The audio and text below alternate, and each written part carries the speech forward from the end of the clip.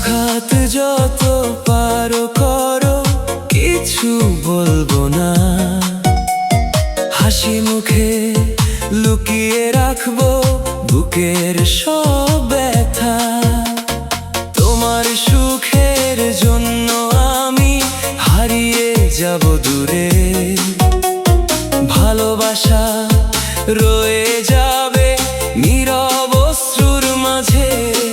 যদি কখনো মনে পড়ে আমার সেই নাম, চোখের কোণে জমে থাকবে নীরব অভিমান।